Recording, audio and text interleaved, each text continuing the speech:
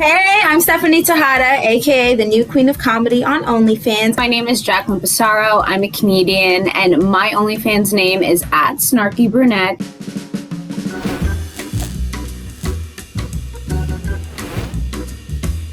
I pursued stand-up about 6 years ago after doing reality TV. That show I did kind of highlighted me as a comedian, so I figured let's just keep going because it's something I'm so passionate about. And then OnlyFans came out during the pandemic when all the comedy clubs were closed, so I was like, it's time to bring comedy to the internet, to OnlyFans. I was performing at Flappers, and J-Lo was literally like shoulder to shoulder with me, how like Jaclyn is. And I don't even know if she like stayed and watched the show, but it was J-Lo, and I promise you, she was this close. She had on big sunglasses and was like in a disguise low key, but like I heard her voice and I looked and I was like, oh my God, my mother, J-Lo, who's never met me, is literally like rubbing shoulders with me. One time, and we were actually on the same show. It was at a strip club, and you were on stage with a stripper behind you, and it wasn't all naked, but you're on stage trying to do comedy, and you have a stripper behind you. And I remember thinking, nobody's gonna listen to a word that I am saying.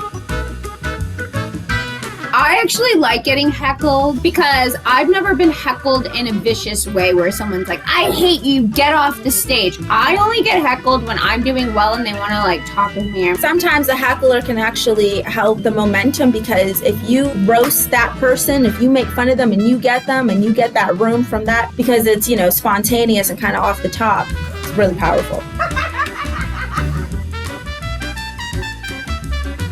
Obstacles that I feel like I face personally in this comedy industry is a lot of like unwarranted opinions, especially from male comedians who are like, you should have done this, you should have punched this up, and it's like, you opened for me with 3 minutes. Humble yourself.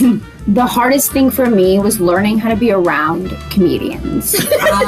I don't have a typical comedian personality. I don't hate everyone and hate myself and hate, you know, that dog in the corner. Like, they literally hate everyone. That's why we don't date comics. Who cares about being humble? I hate that. We definitely realize we're like female Beavis and Butthead. Yeah. Because we say things that we think are intelligent, and it's really stupid. It's really stupid. Very smart Queen Elizabeth. She would be a good leader today. Absolutely.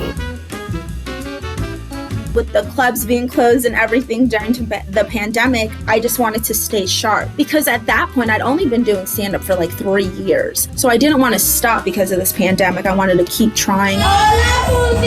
So I started doing things on OnlyFans. My first thing was called High O'Clock, which is like a late show where I smoke weed, and it's similar to the style of a late show. It's a lot of fun. And then when we started working on our thing, we just kept we started getting together like once a month, but filming like 4 to 5 episodes every time we got together and behind the scenes. It just developed into this like crazy thing. I definitely utilize the live streaming. There are people who will like watch our other specials. They'll come to our Instagram. They buy merchandise. You know, you get that support on your other platforms as well from OnlyFans. Like it's legit a fan club.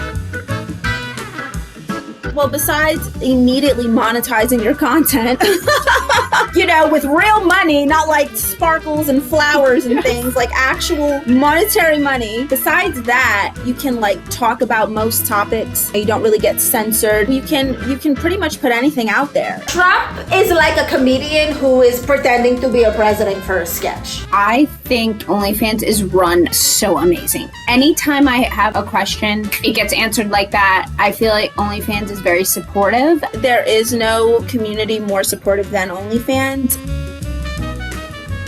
Number one, I would say have 2 accounts, have a free one and have a paid subscription. I have the cheapest subscription price for me because it's worked out better for me, because I feel like people are more inclined than to tip you or to purchase your PPV. Attracts money, luck, and financial abundance. The other thing is, I would say create content for OFTV and send it to them. Their shout outs that they give you will help get you those followers on your free account. I love OFTV. I think without OFTV, OFTV, my subscription would be like half the amount of subscribers. I also think it's a really fun way to think of ways to be creative, you know? Like, I started so many comedy things because of OnlyFans, because I was like, well, how can I make money? Because I'm not offering a lot of the content that they're expecting on this platform. So what can I do? So I started doing like my Freestyle Fridays. I started roasting fans. I started making parody songs, doing sketches, doing mini, you know, comedy series, talk shows, podcast type things. And like I said, it's like, it's my Netflix. It's Stepflix. So I'm at OFTV at Snarky Brunette. And my personal OFTV channel is The New Queen of Comedy. And then Jaclyn and I, we have Angie and Ratchetta, where you can catch a sociopath and a psychopath and some other fun sketches we've done in character as well.